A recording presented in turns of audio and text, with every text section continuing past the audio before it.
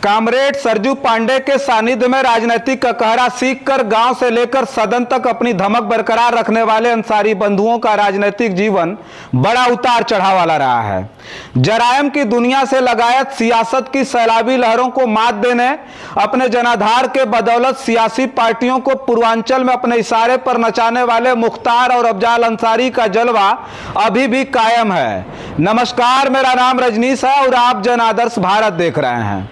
लोकसभा चुनाव की आहट अब राजधानी दिल्ली से निकलकर गांव के खेत और खलिहानों तक महसूस किया जाने लगा है।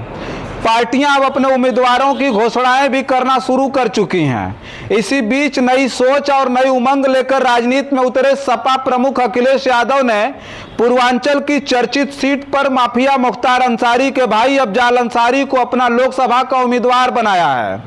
सांसद अफजाल अंसारी बसपा का दामन छोड़कर फिर से समाजवादी पार्टी में लौट आए हैं। सिर्फ लौट ही नहीं आए, साथ ही उन्हें गाजीपुर संसदीय सीट से सपा ने अपना प्रत्याशी भी घोषित कर दिया है। भारतीय कम्युनिस्ट पार्टी से सरजू पांडे सरीखे नेता के मार्गदर्शन में राजनीतिक करियर की शुरुआत करने वाले अफजाल अंसारी 5 बार के विधायक और 2 बार सांसद रह चुके हैं। वो 1985 में मोहम्मदाबाद से पहली बार भारतीय कम्युनिस्ट पार्टी से विधायक बने थे। उसके बाद वर्ष 1996 तक लगातार 5 बार विधानसभा पहुंचते रहे।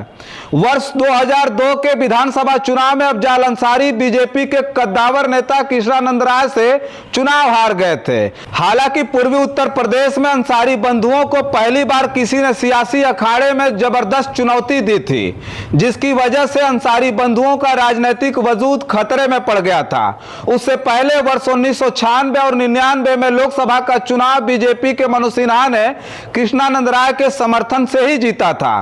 तत्पश्चात तमतमाए अंसारी बंधुओं ने अपना वजूद बरकरार रखने के लिए मनोज सिन्हा के खिलाफ अब चुनाव लड़ने का मन बना लिया था। 5 बार के विधायक रहे अफजाल अंसारी अब लोकसभा चुनाव के लिए कमर कसकर मैदान में कूदे। 2004 के लोकसभा चुनाव में उन्हें गाजीपुर संसदीय सीट से समाजवादी पार्टी ने टिकट थमा दिया। इस चुनाव में अफजाल अंसारी ने भाजपा के खिलाफ शानदार जीत दर्ज की। उसके बाद अफजाल अंसारी 2009 में बीएसपी से चुनाव मैदान में उतरे, हार गए और 2014 में भी चुनाव लड़े, लेकिन वहां भी उनको हार का सामना करना पड़ा। फिर 2019 में भाजपा के सांसद मनोज सिन्हा को हराकर लोकसभा में पहुंच गए। इस बीच अंसारी बंधुओं के राजनीतिक जीवन में कई उतार चढ़ाव आते रहे। 29 नवंबर 2005 को करीब 500 राउंड गोलियां बरसाकर भाजपा विधायक कृष्णानंद राय समेत 7 लोगों को मौत के घाट उतार दिया गया था। इस सनसनीखेज हत्याकांड से पूरा पूर्वांचल थर्रा उठा था। इस हत्याकांड के बाद तत्कालीन पूर्व मुख्यमंत्री राजनाथ सिंह वाराणसी में धरने पर बैठ गए थे। भाजपा विधायक कृष्णानंद राय की हत्या मामले में मुख्तार अंसारी के साथ अफजाल अंसारी को आरोपी बनाया गया था। अफजाल अंसारी ने इस मामले में कोर्ट में समर्पण कर दिया। लगभग 2 वर्ष जेल में रहने के बाद जमानत पर बाहर आए। दूसरी बार 2019 के लोकसभा चुनाव में सपा बसपा गठबंधन के टिकट पर अफजाल अंसारी चुनाव लड़े। उन्होंने बीजेपी के तत्कालीन रेल राज्य मंत्री मनोज सिन्हा को 1,19,392 मतों से पराजित किया। बसपा सांसद के रूप में वो लोकसभा पहुंचे, लेकिन दुर्भाग्य ने उनका पीछा यहां भी नहीं छोड़ा। संसदीय कार्यकाल के अंतिम वर्ष में उन्हें गैंगस्टर के मुकदमे में 29 अप्रैल को एमपी एमएलए कोर्ट ने गैंगस्टर एक्ट के तहत मुख्तार अंसारी और अफजाल अंसारी को सजा सुनाई थी, जिसके बाद अफजाल अंसारी जिला कारागार भेज दिए गए।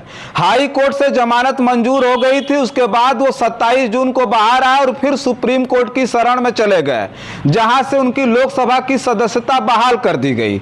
बीएसपी से सांसद चुने जाने के बाद भी अफजाल अंसारी ने पूरे कार्यकाल के दौरान सपा बसपा गठबंधन टूट जाने के बावजूद भी समाजवादी पार्टी और उनके नेताओं के संपर्क में बने रहे। पार्टी से हटकर सपा नेताओं के निजी कार्यक्रमों का हिस्सा बनते रहे। साथ ही वो बार बार कहते रहे कि मैं सपा बसपा के द्वारा चुना गया सांसद हूं। लिहाजा उन्हें समाजवादी पार्टी ने फिर से टिकट थमाकर उन पर भरोसा जताया है। हालांकि माफिया मुख्तार अंसारी विगत 2 दशकों से जेल की सलाखों के पीछे हैं। इसके बावजूद भी उनके बेटे अब्बास अंसारी मऊ से और भतीजे मन्नू अंसारी मोहम्मदाबाद से विधायक हैं। ऐसे में अफजाल को पुनः लोकसभा प्रत्याशी बनाए जाने से अंसारी अंसारी बंधुओं की पूर्वांचल में बरकरार धमक का अंदाजा साफ साफ लगाया जा सकता है। बस इस वीडियो में इतना ही। तमाम और खबरें लेकर के आपके बीच में हाजिर होंगे। तब तक के लिए आप बने रहें जन आदर्श भारत के साथ। बहुत बहुत धन्यवाद।